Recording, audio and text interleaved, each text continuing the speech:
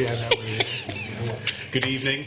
It's August 19th of 2014. We're here for the second regularly scheduled select board meeting for August. Has the meeting been officially warned? Yes, it has. All right, the first order of business on tonight's agenda is to approve minutes from August 4th and August 5th of 2014, August 4th being our site visit at various skate park sites, and August 5th being our regularly scheduled first meeting in August. Do we have a motion to approve those minutes as presented? So moved. We have a motion to approve the minutes from August 4th and 5th, 2014 as presented. Is there any discussion? Jan, the one thing that I would ask is that the goals list should be amended also to include an item that we will examine and implement program-based budgeting where possible. Is that a fair characterization? Yeah. To consider and adopt program-based budgeting where possible. And with that change, I'm in favor of adoption of those minutes. Any further discussion? Hearing none. All those in favor, please say aye. Aye. Anybody opposed or abstaining? That carries 3-0. And Jan, if you can distribute that in the next binder, the revised goals, that'd be nice. Thank you very much. Next item on the agenda is Chair's remarks. It being late August, we are down a number of board members tonight, so there's only 3 select board members in attendance tonight. What that means procedurally is that if there is a motion that needs to carry, all 3 members have to vote in favor, because action of the board has to be by majority of the board, not majority of the quorum. So if there's any question at any point in the meeting about whether there would be 3 votes for any particular item, we'll certainly be willing to consider tabling an item until we have a fuller complement of board members here to make a decision. I noticed up on Putney Road over the course of this last week that there has been some new construction and new businesses opening right there at exit 3. Ramunto's is now open. The hotel behind 99 is almost completed, and Urgent Care has got its sign up and is likely to be opening with the other new construction up there of the new 2 auto dealerships. There's really been a substantial commitment and retrenchment, revitalization of that commercial area in town. We're glad to see that level of investment and to thank everybody who's contributed to that. Also, it looks like the Brooks House is likely to be opening pretty soon, and we'll look forward to having that new level of activity with the colleges doing their business downtown pretty soon. Also, I think everybody will be noting pretty soon, over the course of the next 2, 3, 4 days, some substantial public works projects unfolding. People have already seen the road planing that's going on over the course of the next 3, 4 days. Hopefully by the end of this week, we will see repaving of Grove Street, Guilford Street, Burge Street, Fairground Road, Chapin Street, and Route 9 from the highway out to the area where the state maintains or doesn't maintain appropriately the road. So there will be a lot of activity. There may be some inconvenience, but we will look forward to having those major thoroughfares in town repaved in very short order. I'd also note that there's other work that's going on behind the scenes. We had the application deadline for town manager candidates closed yesterday. We received 49 applications. It's a relatively diverse group of applicants. People with significant experience as town managers and people with less experience. There are names that we've seen before, and although we haven't gotten a complete pile yet, we certainly hope that over the course of the next 2 weeks that we will have narrowed down that group of applicants to a group of people who will be interviewed for a first round, and we'll look forward to moving that process through promptly. Also behind the scenes going on, police chief candidates are coming through town later in the week for interviews as well. And so that's a decision, the hiring of the new police chief, that's made by the town manager as opposed to the select board, which will be making the decision on the new town manager. But there's a wide range of people who are going to be participating in that process later in the week as well. So there's a lot of activity going on at this point, and so it begins. We look forward to being able to make some reports pretty soon about those matters. We'll also look forward to getting the skate park back on the agenda pretty soon so that a decision can be made on that one as well. The next item on the agenda is town manager's comments. Patrick? Yes, thank you, David. I just wanted to follow up a little bit more with a little additional information on the process for the police chief search. As David pointed out, we received a good many very decent and strong candidates, a number of applicants. As we noted earlier in the process, there will be a series of committees that have the opportunity to interview privately the candidates. That will include an evaluations committee, which has myself, Chairman Gartenstein, Tristan Tolino, Tracy Shriver from the Windham County State's Attorney's Office, and Police Chief Todd Faulkner from the town of Hinsdale. There is a small committee made up of active police officers in the Brattleboro Police Department. There is the Select Board, of course. And then lastly, there is a citizen committee. And I'd like to thank each of the folks who sent forward their letter of interest and are willing to participate in this process. And that would be Ron Staley from School District, Ross Gibson with the Richards Groups, Larry Hames from the Brattleboro Community Justice Center, Vicki Sterling from the Women's Freedom Center, Alyssa Todd from the Windham County Safe Place, Pal Borowski, Downtown Merchant, and Phil Chapman at large. Thank you, Patrick. Sir. Next item on the agenda is select board comments and committee reports. Are there any? I have a couple of cookies. Okay, and then I have one. Okay. I just wanted to point out that the Brattleboro swim team continued its its success. They won the Southern Vermont Swim League championship for the third time in a row, a three-peat. Do you know anybody on the swim? T-shirts with a 3PT on it. That's what that's about. Do you know anybody on the swim team? No. No? And actually, I know Ron's granddaughter. Yeah. My daughter, too. I know. And they also, the next weekend, they won the state championship for Division II. So I just wanted to shout out for the swim team. Very good.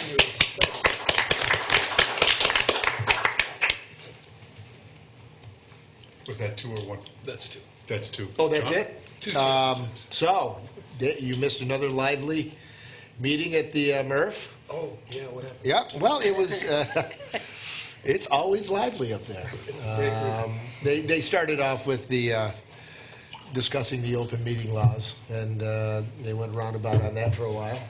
But then they got into the budget, and so it's, you know, we have they're still working on the numbers, you know, to give to us to, you know, and that'll tell us which direction, you know, the town of Brattleboro should go into. And that's what we're waiting for now is just them to, you know. Any progress on the Yeah, there was, they picked, I can't remember what They picked one of the applicants? direction. It was, They went with the owner's rep from yeah, that's right. I can't remember the name Yeah, of the either firm. can I. Oh, right okay, off I'm glad that. it's done, though. Yeah. Show somebody. Yeah, Great. yeah, so that should be, you know, moving That will along. remove a lot of Yeah, problems. yeah. Great. So that's about it. Maybe you want to say what MRF stands for? Or what Nobody organization it knows. is? Well, I know, but Go ahead. I know, either that. What is it? I don't know, but Oh, say I what it's about generally. No, I believe it's the have said materials several recycling times, I wish I knew what. The word materials meant. recycling facility. Right. Yeah, So the integrated probably is the second one. Yeah. materials integrated recycling facility. Or So The dump. What that means, You can call it anything you want, but it comes down to the dump. I take it that means that there's some budgeting and organizational issues going up there and Wyndham Solid Waste Management District, and that is going to interact with our implementation of pay-as-you-throw? Yep.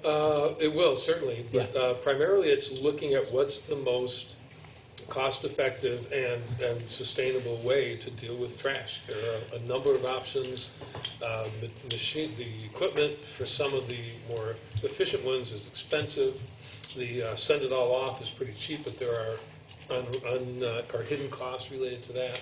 Well, that's what they're going over trying to now. figure out. They're trying to figure out whether to go single stream, whether to Yeah. stay dual streams, Yeah. whether to put all this money into the infrastructure. They've got trucks that are old, and there's a lot of maintenance on them. So they have a lot to do, and Yeah. I think at least I made it that we need these numbers quickly. Yeah. Yeah. And just so that we can make some kind of a decision. And I anticipate we'll be hearing back from the pay-as-you-throw subgroup Yep. sometime in the next 30 or 45 days I expect in September. in Yeah. September. Good. All right, next matter on the agenda is public participation. It's an opportunity for anybody who's in attendance to make a comment about something that's not on the agenda. Ms. Carter.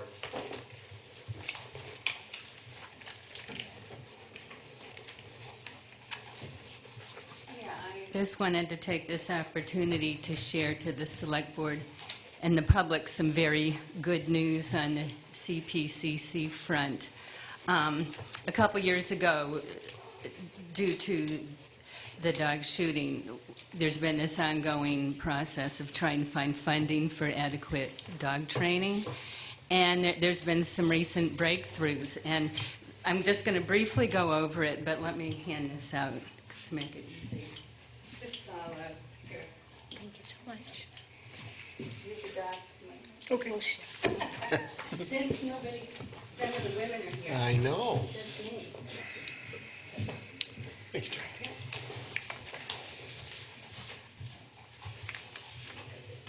You got some for the press, too?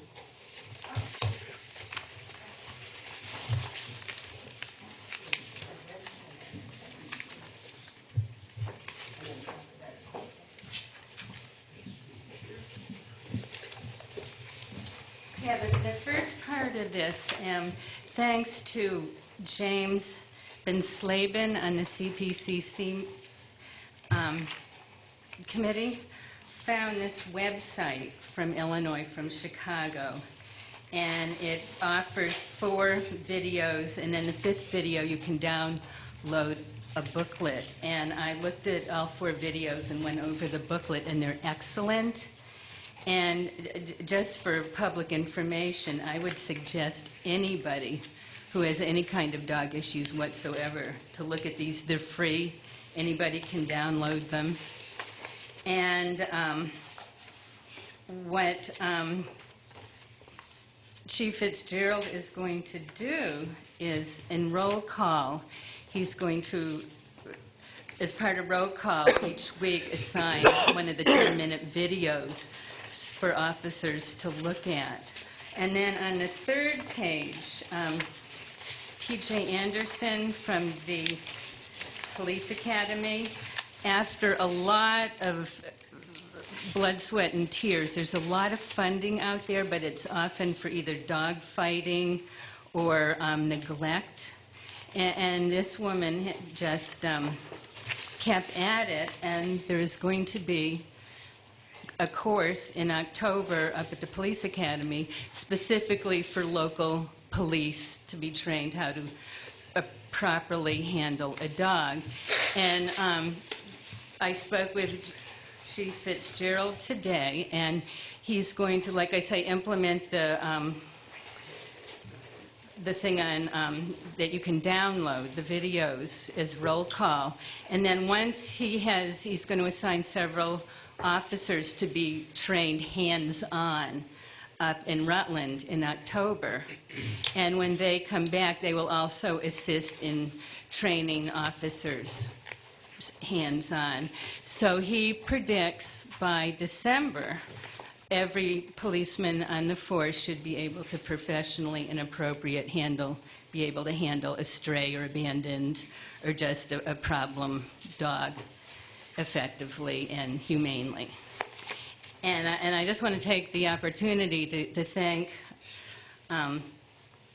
James Van Slaven for all his research. T.J. Anderson, she put hours into this. But particularly Chief Fitzgerald, he very pleasant to work with, very easy to communicate with, very respectful, and I'm very pleased with this. And I just want to share this with you and the public. Thank you. Thank you, Ms. Carter. Thanks for staying with us, Terry. And this is based a result of your work. Well, thank you for putting up with me. Thank you. Anyone else under public participation? Next item on the agenda is financial report. So we have financial report. I'm also going to suggest, if the only other item that you're here for, John, is the Wyndham Windsor Housing Trust matter, that if there's no objection, we'll move up item E to follow item A. If there's no objection to that? No. All right, so why don't we have the financial report first? All right, thank you, David. Well, we're through the first month of the year, 8.3% of the way through the year. The general fund, after making some adjustments for some one-time payments, the expenditures actually stand at 6.5%, so no surprises. The utilities fund and parking fund are also tracking well to the budget. So I think we're in good shape there. In none of the three funds have we seen anything that looks out of the ordinary. We have $4,075,000 in outstanding loans. Two of the loans had payments that were overdue, and two loans were in default, but they were fully reserved. The program income report shows that we have $386,041 that we can loan or issue as grants for our various programs. And finally, the grant report. We have a list of 39 active grants and 15 grants that are in the application process, and there's a lot of detail in each one of those grants for you to review. So if there are no questions, that's really the extent of the financial report for this first month of the fiscal year. I did have a question, John, about the police fire budget. Yep. I did see that the form that came to us was year-to-date, which barely reflected anything. And then Patrick provided some supplemental materials. And based upon what I've seen here, it looks like from the $5 million that we borrowed, initially, if that was the amount, that we'd spent about $940,000. Is that accurate? Is that? Yes, that would be, yes. So we should be clear that, you know, among those financials and among the funds that we're carrying is the police fire facilities fund, and that the work that we had done before the town meeting vote to push back on the budget had essentially brought that project close to shovel-ready for at least one of the facilities. And we spent almost $1 million doing that planning work. And I don't think that we're ready yet to bring various alternatives back to the community for discussion, but I do believe that work is going on behind the scenes at this point, and hopefully we'll be able to report back on that sometime during the fall as well. Just one question on that. John, do we have contracts with the project manager and with the architects at this point? So we have a commitment to further spending with them, regardless of what else happens. Yes, I believe that's true. Yeah, the nature of the contract with the project manager is essentially an hourly contract. With the architect, they've done a little work with us, you know, since town meeting, just to explore some of the possibilities in terms of a combined facility at Elliott Street, which I think the board should recall was one possible resolution moving forward. You know, at this point in time, that's not proving to be quite as simple an idea as it may first appear.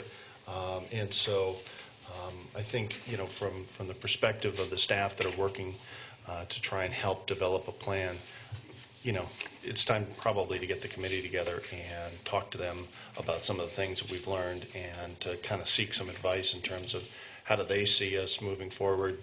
Do some of the roadblocks we see, do they see them as roadblocks as well? Or so I think that's really kind of where we're at. Thanks. John, the balance of that 5 million, the 4 million that's left, where is that, what line item is that under? You'd see it on the balance sheet, not on this one. Okay, that's what I If thought. you'd like to see Yeah. that, I can certainly No, provide that no, next time. no, I just was wondering under what heading it was under.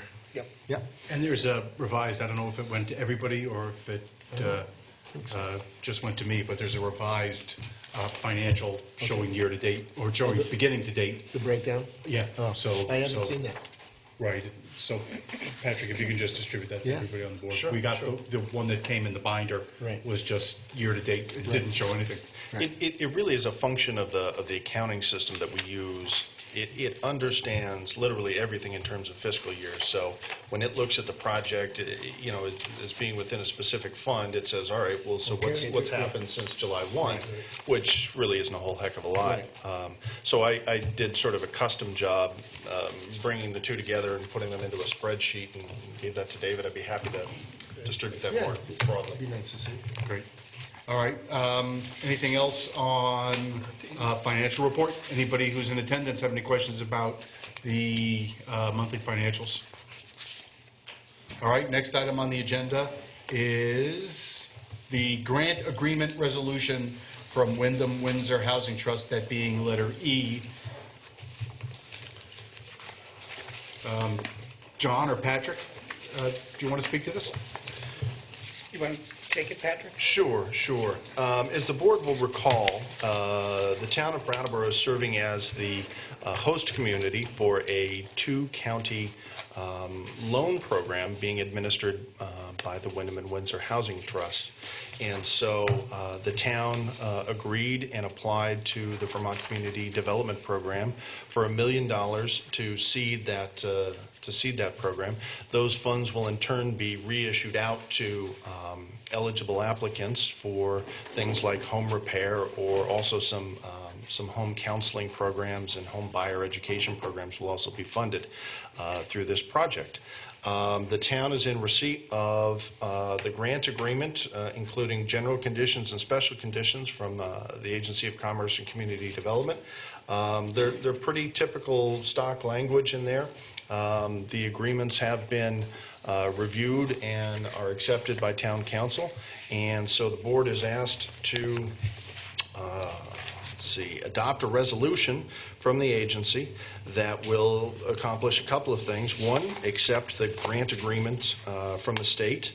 It will identify Kim Ellison as the grant administrator, and it will authorize myself as the interim town manager to execute the agreement.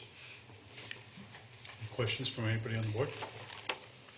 Is this unusual? I mean, I know that certain grants have to go through a municipality or through a governing body.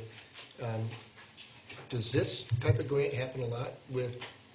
This particular Windsor? program, I don't think it happens a lot with Wyndham Windsor. I mean, they have one host community. The last community, the last time they did this was Rockingham, and then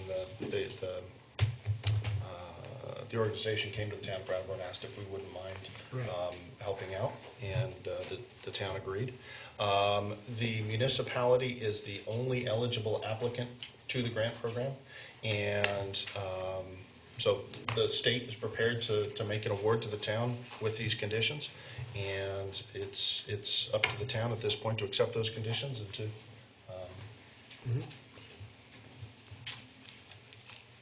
execute if we're prepared to do so. And this is how they finance loans for housing rehab. Correct. Yeah, but normally they don't go through a municipality. Right. Right. But these funds do. These funds have to. Oh, go ahead. I was ready to move. I have a question just about the compliance with the conditions and the costs of ensuring compliance. I read through a significant portion of the 40-page grant agreement, and there's a lot of responsibilities that the grantee has, the grantee being the town of Brattleboro. And when the governor was here and announced the award as a significant amount of money to provide for upkeep and improvement of housing stock in the community, which is a really good thing. But I want to just understand a little bit more. We talked about it before, and just have whatever reassurance we have that the compliance work is reimbursed. The town is reimbursed for whatever compliance work it needs to do, and how the town interacts with the Wyndham Windsor Housing Trust with respect to those compliance issues. And John, since you were there in Rockingham when the loan was being, or the grant was being administered out of there, maybe you could speak to that briefly. The Wyndham Windsor Housing Trust is really a well-organized operation, and they have handled many of these grants. And I've been through several audits by the state at their offices, and they have always done a stellar job. So that's the first thing going in, that compliance, yes, we do have a lot of compliance requirements that are outlined in this grant, but the Wyndham Windsor Housing Trust really does a great job to ensure that they're complying with all these requirements. Our role is to review the reports that they're submitting, approve those reports, process the drawdowns of funds as they expend those funds, and issue those funds to them. The auditors from the Department of Commerce will come down and will audit the program on a periodic basis, and we will participate in that process. So Kim will work very closely with the Wyndham Windsor Housing Trust to make sure that everything is being complied with in accordance with the agreement. So I feel very confident that, even though it looks very onerous when you read through those 40 pages, that we'll do a fine job in administering these funds. Her work on this grant is tracked and is reimbursed out of the grant funds? It can be, yes. We haven't done that yet, but we can do that, and it can be reimbursed, absolutely. I think it'd be useful at least to track it, and then we'll see what the volume is, and then make that decision separately, All right, we'll do that. if that's possible. Patrick, you had something you wanted to add? Yes, I just wanted to add that not included in the packet here is a equally onerous sub-grant agreement where all of the requirements that are identified here as being the responsibility of the town of Brattleboro are then transferred to Wyndham and Windsor Housing Trust. So there is an equally onerous document transitioning much of this responsibility to the Wyndham and Windsor Housing Trust. Excellent. Anything else from anybody on the board or anybody who's in attendance? Dave? I move we adopt the resolution from the Agency of Commerce and Community Development to accept the grant award conditions, to name Kim Ellison as the grant administrator, and to authorize the interim town manager to execute the agreement. Is there any further discussion? Hearing none, all those in favor, please say aye. Aye. Anybody opposed or abstaining? That carries 3-0. Thank you. Next matter on the agenda is the School Crisis Emergency Response Plan. How many people do we have for that? A lot. 5? Well, we can all sit around the table if you like. Wait. Yes.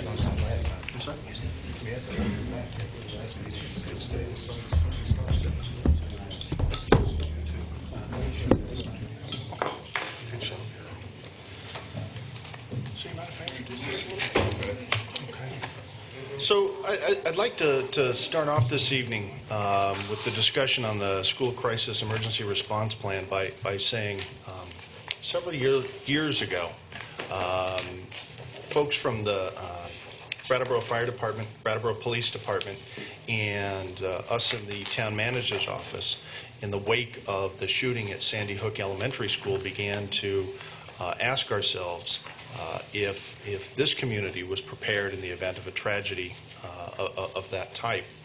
And that began a process of sort of looking inward and then eventually looking outward to many of our partners in the development of a plan that the town would use in conjunction with the school district for how we would respond.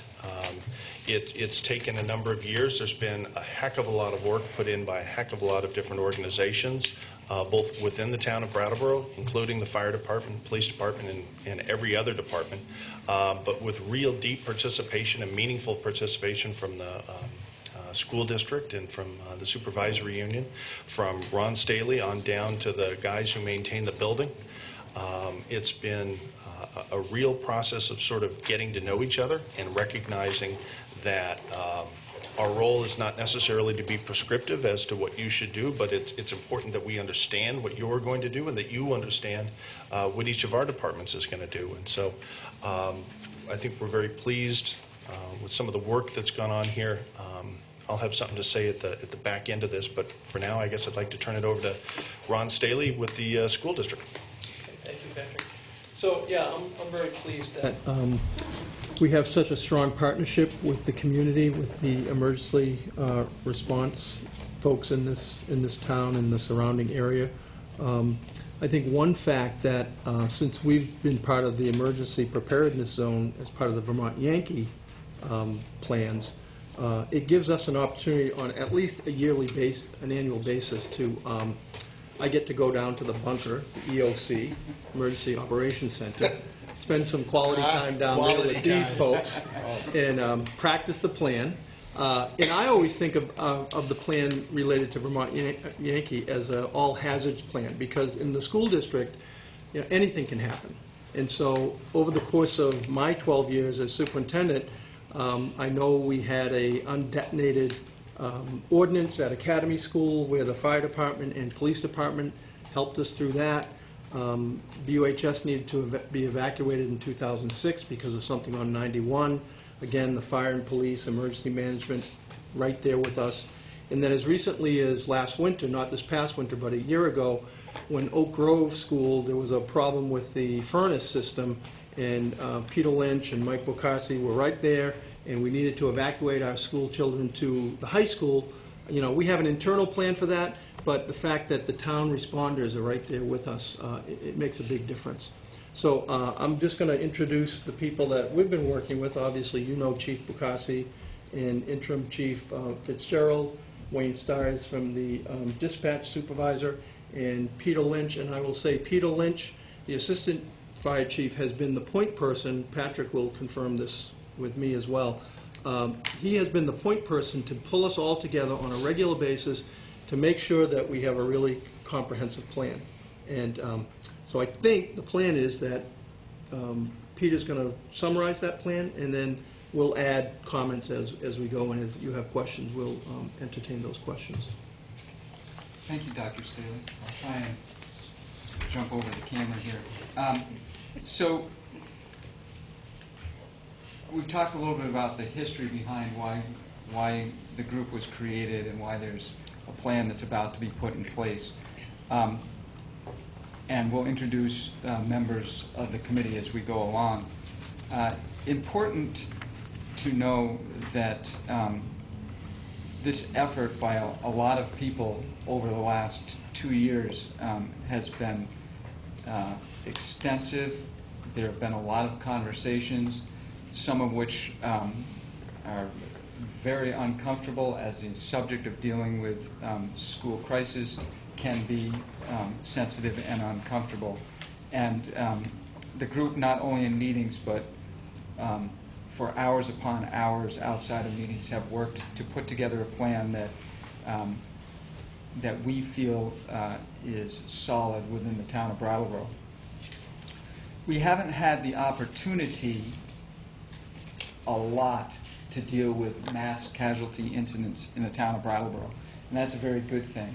What we do know is that as responders from the town and school officials through training in 2004 through 2008 and graded drills and a 2010 exercise that we did at the Wyndham Regional Career Center. I got that out, thank you. We are very, very good at handling small emergencies, and we are very, very good at handling medium-sized emergencies. And we believe that we've trained very well to handle large-scale emergencies. The police, the fire, rescuing, BMH, and WRCC in 2010 looked at some critical areas. We looked at how we could respond and mitigate a violent act in a school. We tested our ability to handle large volumes of patient care and moving our injured to medical facilities in the area.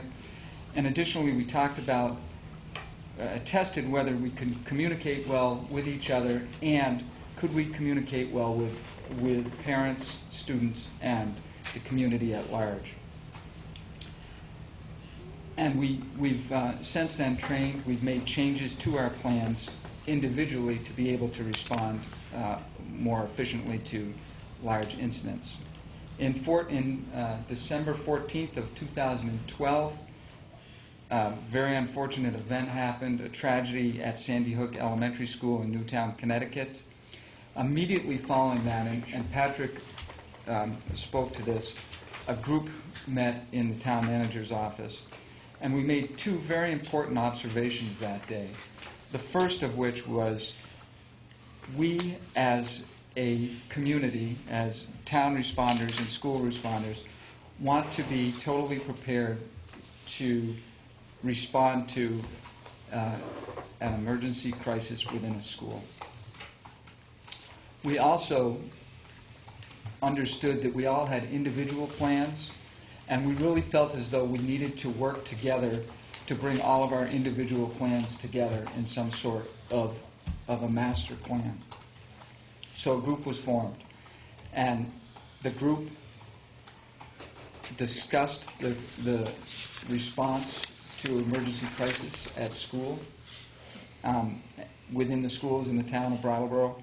And while the plan itself is terribly important and it's very comprehensive, I don't think we should at all minimize the importance, and somebody said it here earlier, of all of the group's representatives sitting at a table every other week for almost 2 years to not only talk about how we would respond to school emergencies, but how we would work together to make sure that before, during, and after an emergency, we did the appropriate things for the community itself. We talked about developing the plan, training our staffs to the plan, testing sections of the plan, and as we have in the past, the school system especially, to continue to educate students, parents, and citizens how to respond to an emergency within a school. The group, Dr. Staley started to talk a little bit about the group, and I'd like to kind of round it out. Town manager, the interim town manager was an integral part of the group, along with Dr. Staley representing the supervisory union, as well as representatives from Brattleboro Union High School, Brattleboro Area Middle School, Wyndham Regional Career Center, Academy School, Oak Grove School, Green Street, and Early Education. Additionally, Police Chief Rinn, and then during that same period, the now interim Police Chief Fitzgerald played a major, major role in putting the plan in place and the discussions, as well as Chief Bukasi, who has had to put up with a great deal of my antics over the last 2 years. Public Works Director Stephen Barrett and Hannah O'Connell played a major role in how the town would function in the event that we had to close sections of our town. Wayne Stiers, to my right, a man who is the head dispatcher, whose face we never get to see, but we hear him a lot on the radio. Wayne has spent an enormous amount of time outside of our meetings helping to research good, sound plans. Brian Richardson from Brattleboro Memorial Hospital, Drew Hazelton from Rescue Inc., and Bruce Pollock from the American Red Cross have all played a role in this. And these folks are our initial responders to emergencies. within the school. And it's important to note that in the event of a large-scale emergency, we as a town don't have the people available to handle every little piece that needs to be taken care of. And we rely on our mutual aid partners from area towns, from the state of Vermont, and from federal agencies to work with us on situations of large magnitudes, mass casualty incidents. We have started to reach out to our partners outside to talk about how they would respond, and we will continue to do that.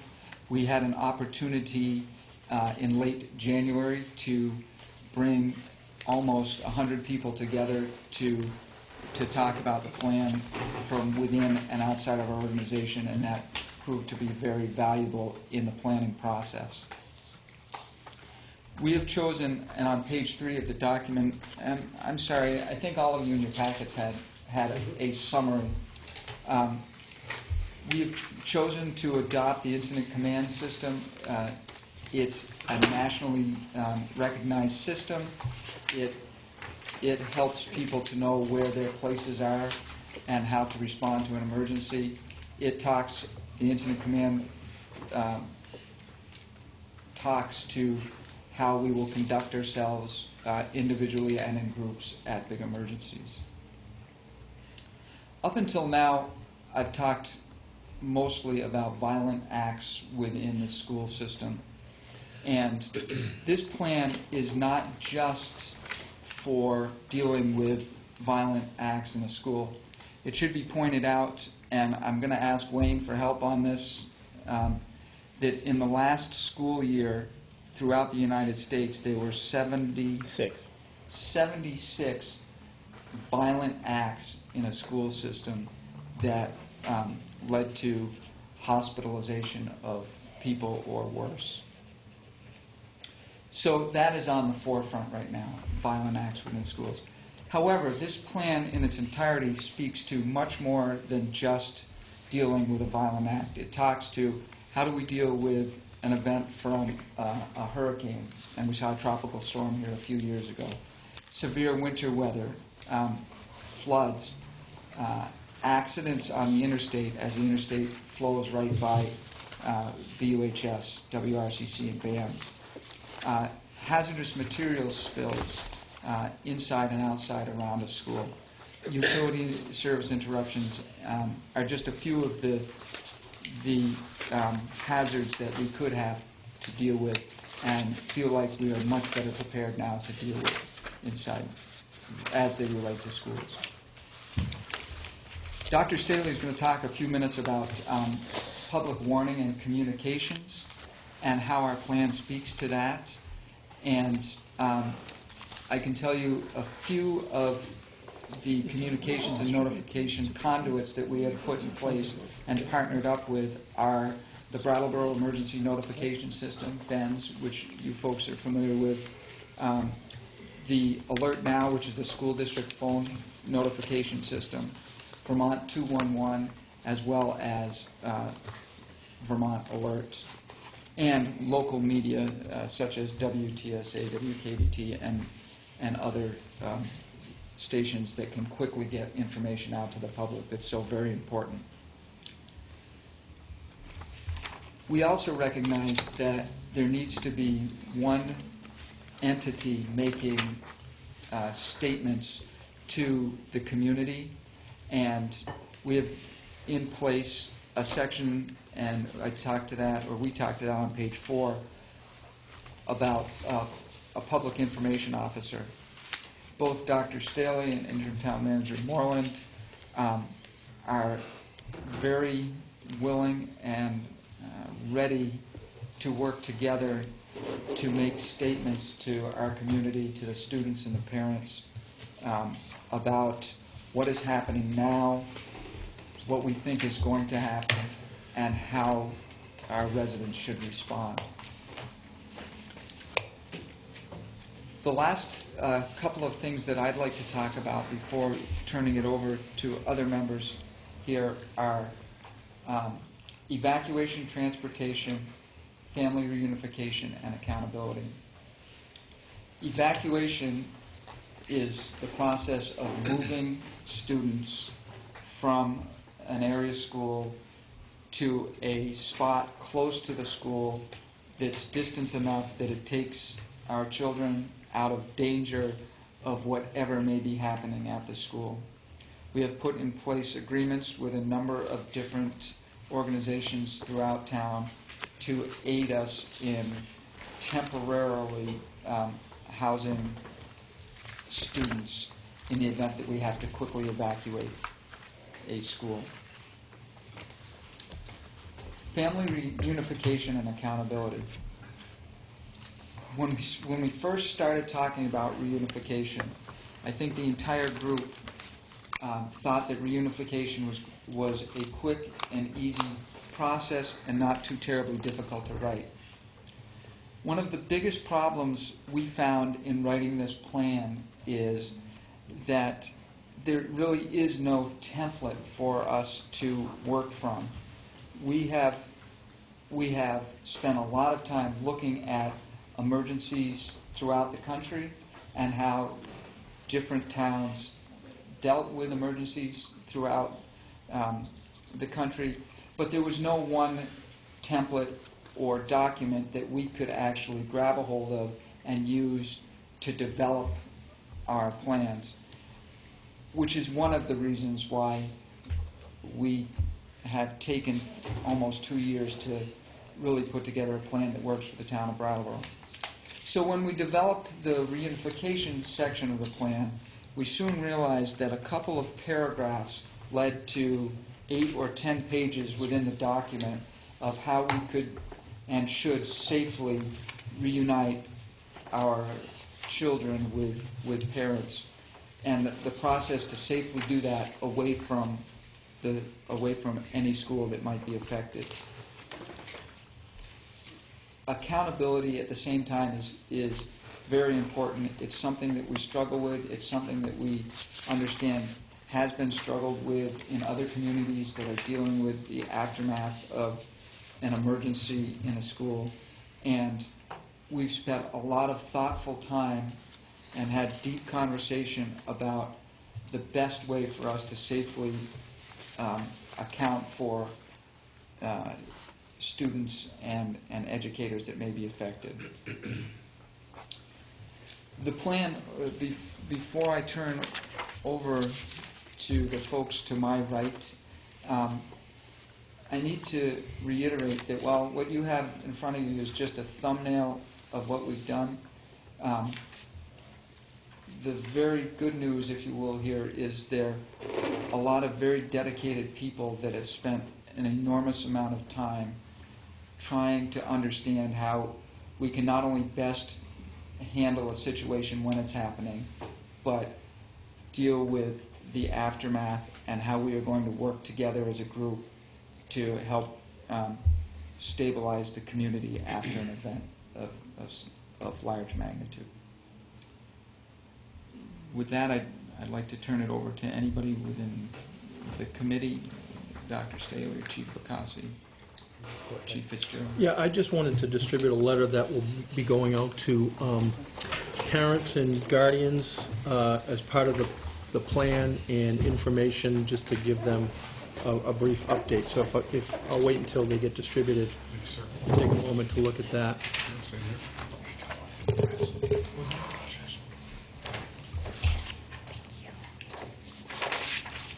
Oh, no,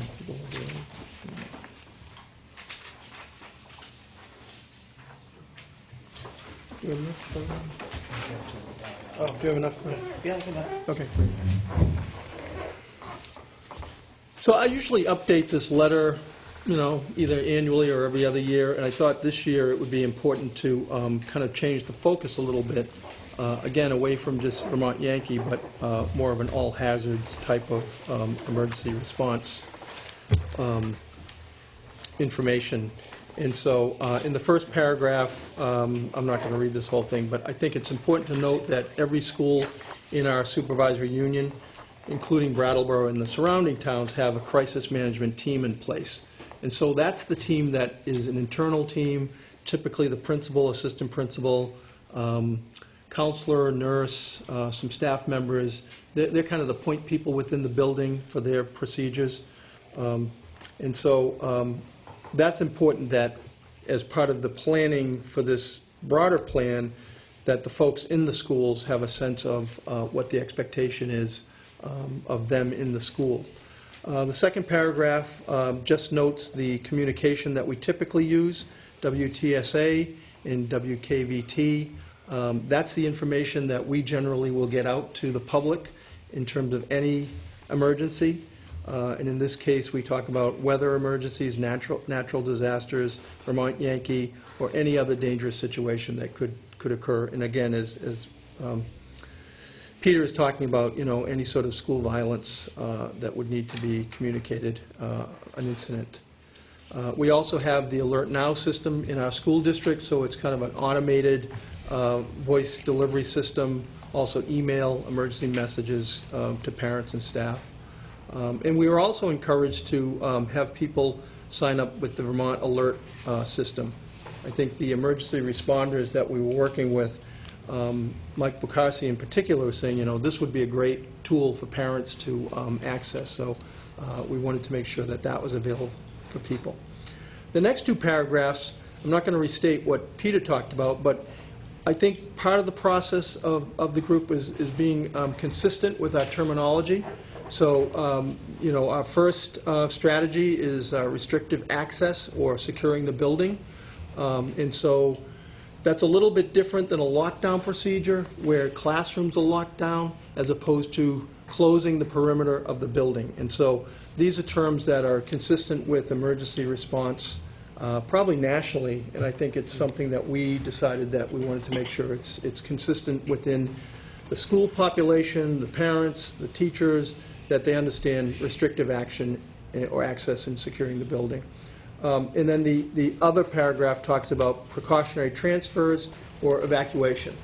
So in many of these cases, we hope that we are going to get students out of an area before any incident should occur, but certainly there's a planned evacuation in any incident that we would have to be dealing with.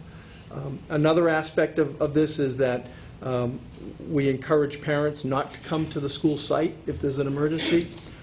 It's just going to add to the confusion. We know we can't control that, but I think if we have good information to the public, to the parents, they can understand that there's evacuation points, there's reunification points, and these are the places that they most efficiently and quickly will be able to be reunited with their school kids. So it's just kind of some basic information to update parents and guardians about the planning of what we've been working on. As far as the school personnel, the overall plan, it's really just like the Vermont Yankee plan. There are certain aspects that you need to understand, and you don't need to understand the whole plan. So a plan that might be 100 pages long, what we will do with our principals and crisis management teams, make sure that they understand the sections on the school staff responsibilities, the communication section, evacuation points, and the reunification process, including staff responsibilities. Because if we go off-site with students, our staff is integral in terms of being with our students, making sure that there's a process with our staff, with the students, and with families. So that's the kind of information that our school staff will be involved with.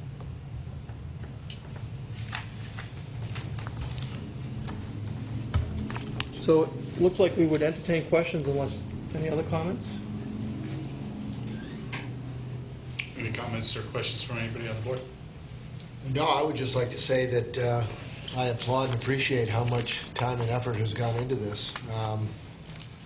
The sad thing about it is that we're having this conversation. And the other sad thing is, and as much work as I think as everybody can put into this, I don't know if anybody's ever ready for a Sandy Hook.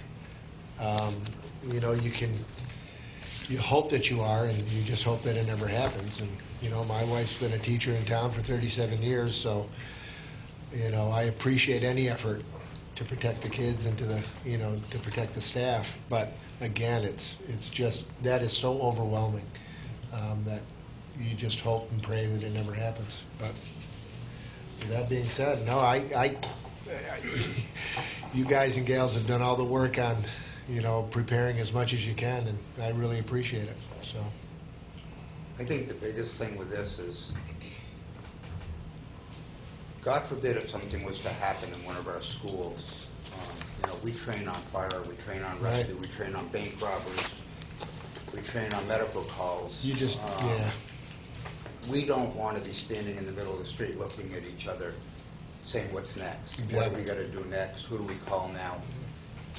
We now feel very comfortable, I think, as the town and the school, that we've got a very solid base to work from to handle an emergency in one of our schools. Yeah.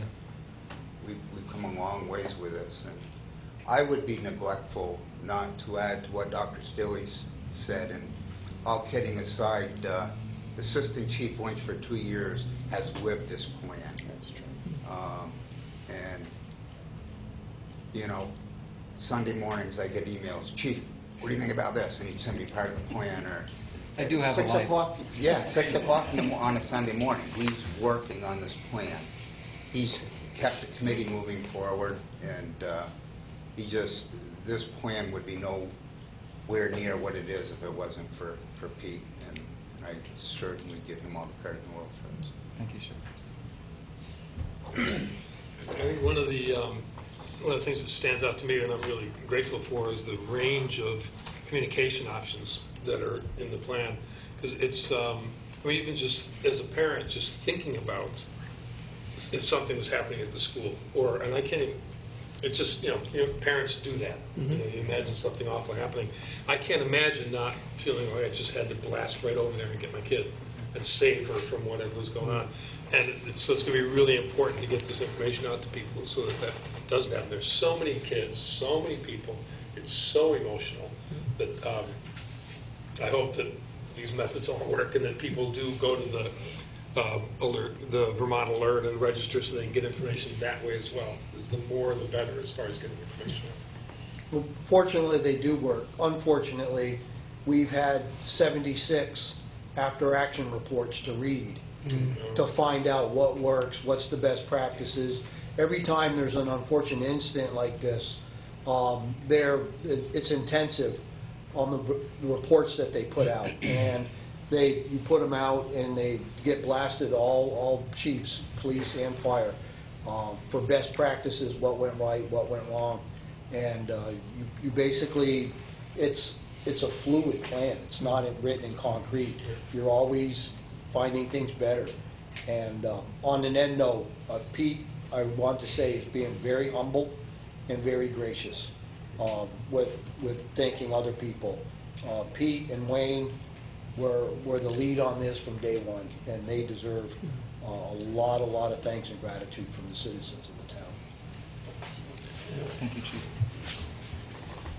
Well, the work that you've done and the planning that you've told us about really represents the core of essential municipal emergency planning, and it's really what keeps us safe, and it's why we're all here.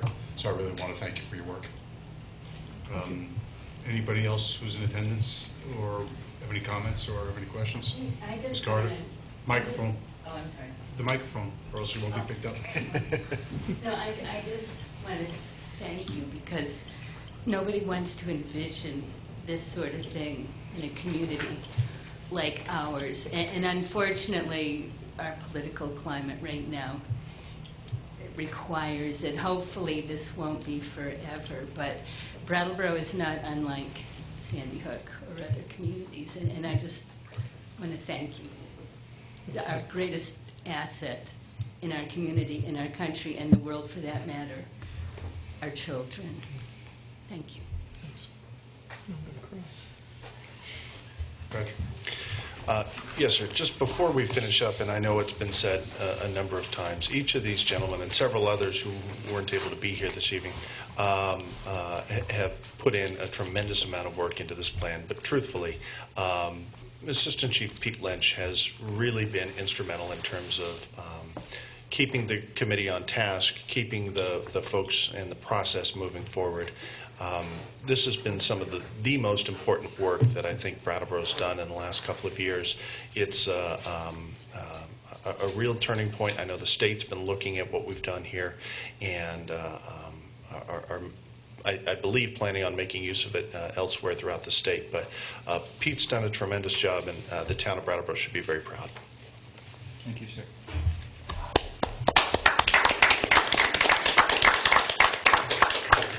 Let's find him a new car. Are we already on to the capital Yeah, well, we're already under the capital plan. How's that? Well, I guess the next matter on the agenda is... Thank you, gentlemen. Emergency operations plan. So You get to stay. I don't know if Pete and Mike can stay. Pete and Mike are staying.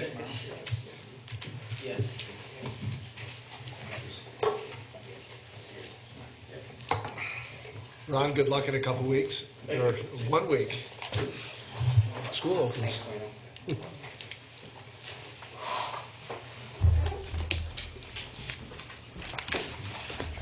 So what we'd like to quickly review with you folks tonight is what has been labeled as the Brattleboro Emergency Operations Plan. This plan is required by state statute, and that every city and town in Vermont needs to have on file with the Division of Emergency Management and Homeland Security their operations plan. That basically it's an all hazards plan. I think that some of you probably know it. It was formally referred to as the Rapid Response Plan. And like I said, that it's required to be on file, and it's in a new format now. The adoption or the sign-off, in this case, Interim Town Manager Moreland can just sign off on the plan. It doesn't require any action by you folks. It goes to Wyndham Regional, who puts it on file and sends it up to Homeland Security to be on file. So in a major emergency, they can all reference our material to help the community. If we don't put it on file, we're at risk of losing state-funded fee, or the state, help me out, Patrick, it's the state portion of the FEMA disaster assistance money, so it's the 12% that comes from the state? I think it's about 10%, and it varies, I think, depending upon the what the feds do. Yeah. But in a nutshell, you know, in order to secure our relationship with the state, and in order to make sure that we are reimbursed to the maximum degree possible, the town's required to develop an emergency operations plan according to the outline that they provide, and the chief's done a heck of a good job in putting that together for us. And along with that, they also attach the strings of the FEMA grants and the Homeland Security grants that you may not be eligible for if this doesn't get completed. Basically, to do a quick summary, the plan is 62 plus pages. I say plus because it's 62 pages of narrative and resource material, and then there's probably another couple hundred pages that don't actually go in the plan, but they're like the school crisis plan, our flood hazard mitigation plan, and things like that that we have on file that are actually listed in the base plan. The plan covers the 6 critical elements within the emergency management standards, and those are the communications resources, safety and security, staff responsibilities, utilities, and support activities. You know, simply stated, the EOP provides a structure and a process that we can utilize to respond to and to initially start our recovery process in a major disaster. or any emergency for that matter. And the all hazards approach allows for the ability and the flexibility to respond to a range of emergencies varying in scale, duration, and cause. The first part of the document is the narrative. And the narrative covers the incident management system, the incident command system. It speaks to some of our critical infrastructure in town that we want to be very cognizant of to protect in an emergency. And it also outlines all the responsibilities of responding agencies during an emergency and at the emergency scene. Then the narrative, or part two, which I call the functional portion, it's all checklists basically in forms and resource lists. It's the town's point of contact information, so all you folks are in the plan. Response and recovery guidelines, and there's a lot of planning tasks, lists for us to go to, memory joggers basically, high hazard institutions, hospitals, nursing homes, things like that, and then vulnerable sites, Pleasant Valley Reservoir, electrical substations, just memory joggers to get us, as we refer to the plan, to go out and check these things during emergencies. And then shelter information, and then there's a list of resources and the National Incident Management type resources. So if we need certain equipment that meets a certain standard, we have a list of that comes from the government. And then there's actually a form in there that you folks and the town manager can use to declare or ask for a declaration of emergency within the municipality that you would file with the state. Basically, very quickly, that's the plan. It'll be on file in dispatch in the town manager's office at the PD, fire station. I'll certainly make it available to any one of the department heads that want it, so they can refer to it. And then, like I said, it goes to Wyndham Regional and it goes to Homeland Security. As of when this is finalized, Mike? This, as soon as I get the signature sheet from Patrick, I'm shipping it off. It's done. And you don't need action from us, Patrick? No, sir. Patrick's reviewed it. Yes. Excellent. Well, Chief, is this done every year? It's done every year in a smaller scale. This is the first year that they've Asked to rewrite it? rewrite in something so extensive. Yeah. A lot of work went into that. Any further comments from anybody on the board, anybody in attendance? Thank you, Chief, for your Thank you. report. And thanks, Pete, as well, for your work. Next matter on the agenda is Library Board of Trustees appointment, and then we'll go right into the library staffing level review. You want to both come to the table? Do you want to stay where you are? Really, it's up to you. Excellent. Oh, yeah. Love to have you there.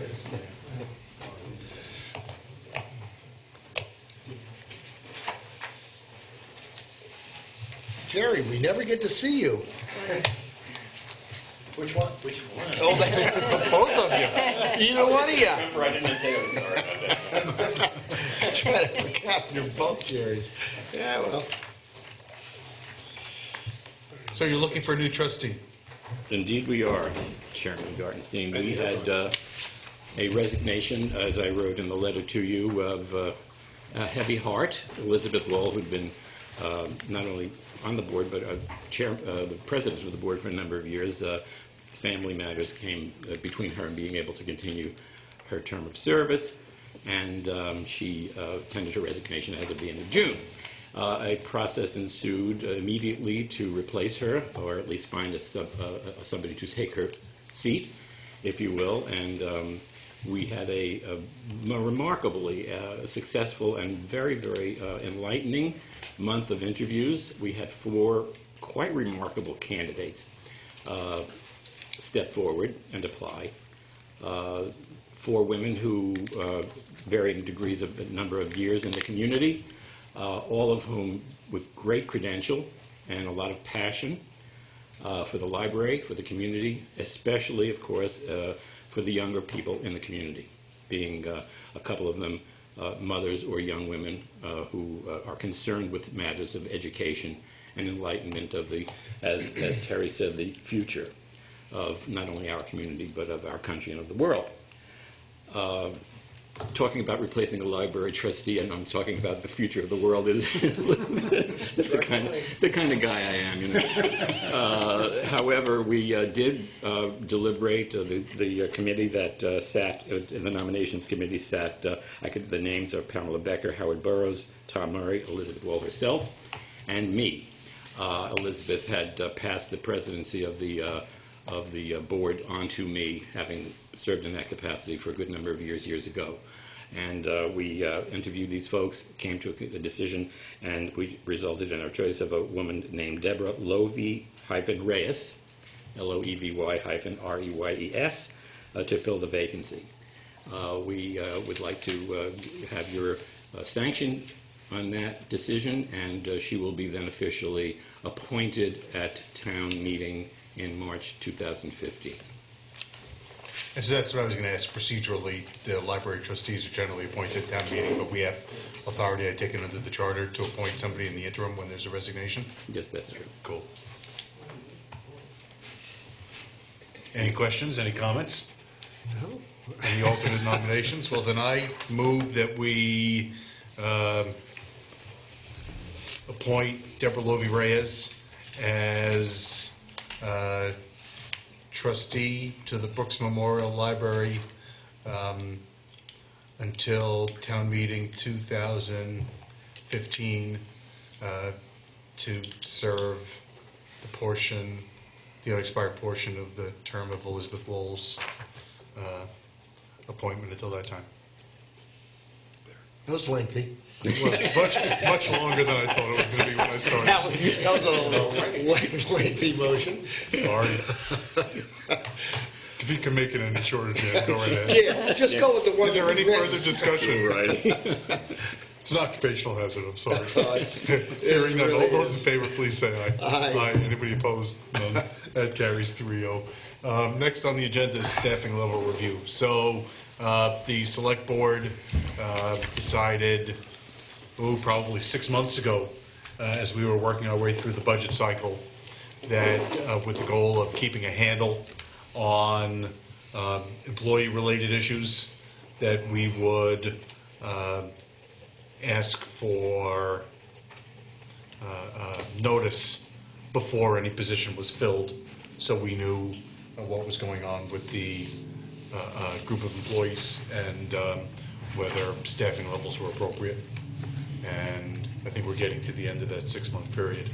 But Jerry, if you want to tell us about that, being the jury on the right, if you want to tell us, my right, if you want to tell us about what this position is. Sure. This position is a clerk 2 accounts clerk, and the person who was in it had been for 10 years, and she resigned to relocate to another state. The position is one of 6 full-time employees in the library, and it has a couple of different facets to it. The major one is that it is the accounts clerk, so the position will do the daily cash receipt deposits, prepares purchase orders, accounts payable, has access to Memorex in order to do that, verifies, prepares invoice. The person also acts as a supply clerk and maintains and troubleshoots some of the office equipment that we have, and also assists me as a secretary when that's required. But it's also a public service position, so that person's on the circulation desk and is trained in all the circulation activities and the online public access catalog and downloading e-books, showing people how to do that, and the various things that library staff does these days. And we did staffing level reviews, I think, as part of our annual budgeting process as well, and pretty much concluded we were operating about as leanly as we possibly could be. Yeah. Is there any question or comment about any of this? The staffing level reviews have really been intended just to provide us with information, and we don't really take any formal action, so thank you very much. Okay, thank you. Any questions from anybody? Excellent. Thank you, Jeff. Thank you. Thank you, both Jerrys. I would only add that I think the process moving forward from here, if I understand, if I recall our discussion correctly, Jerry, is that we would proceed with the possibility for a competitive promotion and then potentially advertise another position pending the outcome of that process. That's correct. So. Cool. And then the next agenda item is staffing level review as to dispatch. So,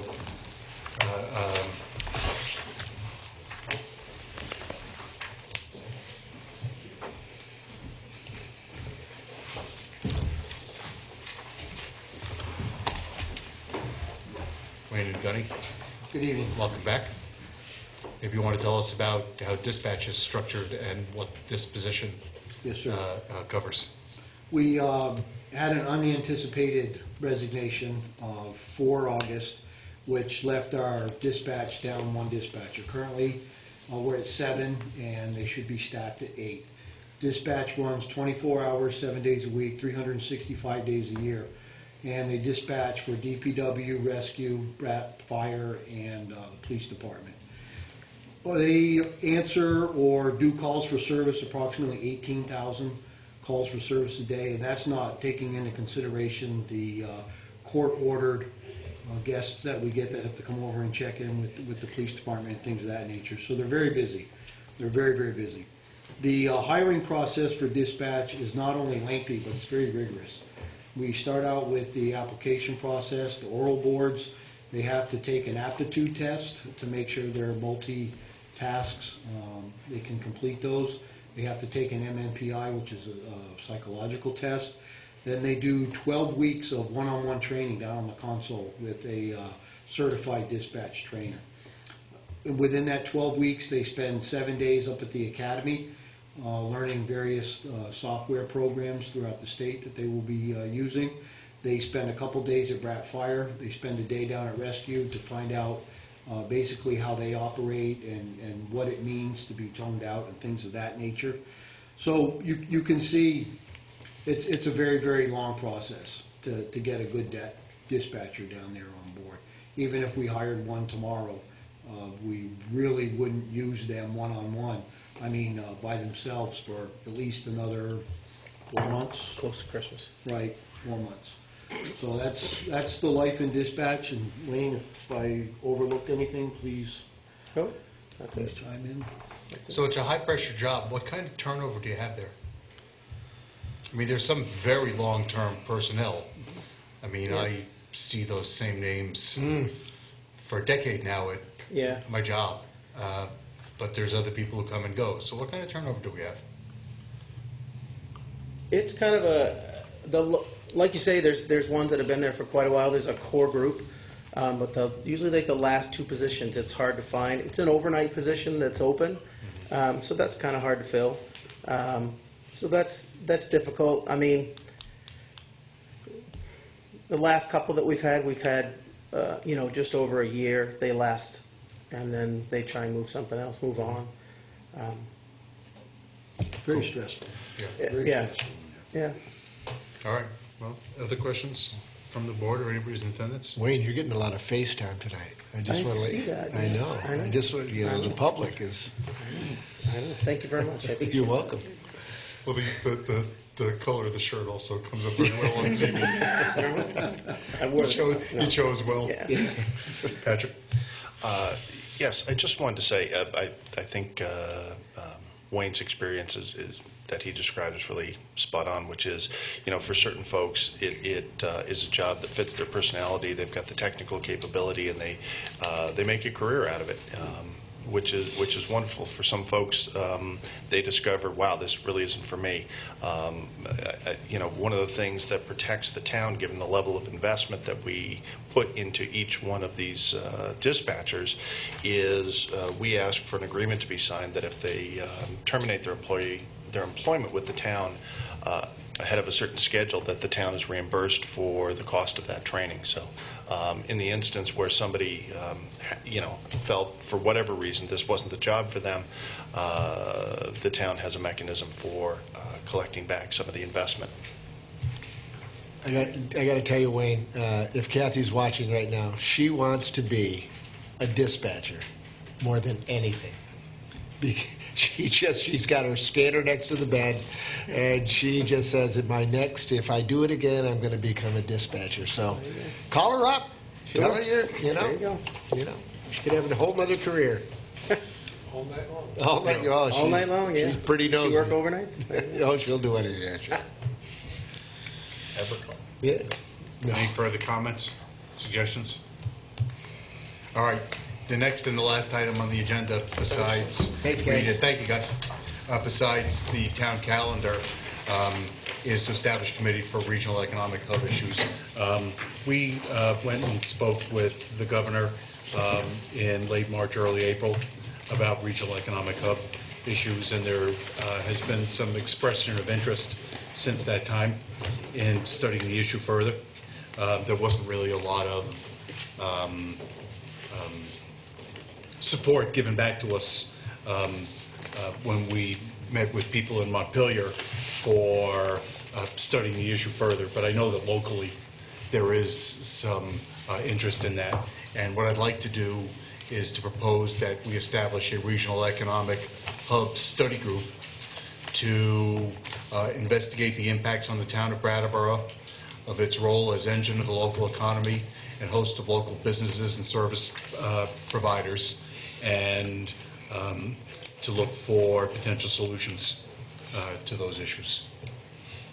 So I make a motion to form that group and that we post it as an open committee and solicit interest for people who may want to participate. How many members? I think we should probably gauge when people put their names in and see. I don't want to make that determination right now.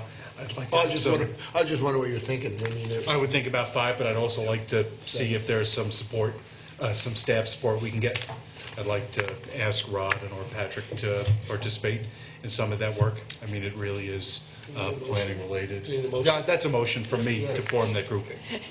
And I did the language just how I wanted it. So, is there any discussion about that? Any further discussion? Hearing none. All those in favor, please say aye. Aye. Aye. Anybody opposed or abstaining? That carries 3-0. So maybe we will post that for a couple or 3 weeks, given that it's the end of the summer, and then take it back up at the 2nd September meeting. So let's post that and keep it open until September 9th. And then we'll be able to take it up at the meeting on the 16th. Thank you. Town calendar. Somebody want to read the town calendar? I don't have one. All right, no town calendar. Motion adjourned? I hear a motion to adjourn. All those in favor? Aye. Anybody opposed or abstaining? That carries 3-0. Thank you, members of the press. Thank you, ASL interpreters. Thank you, everybody who's been watching and paying attention. Good night.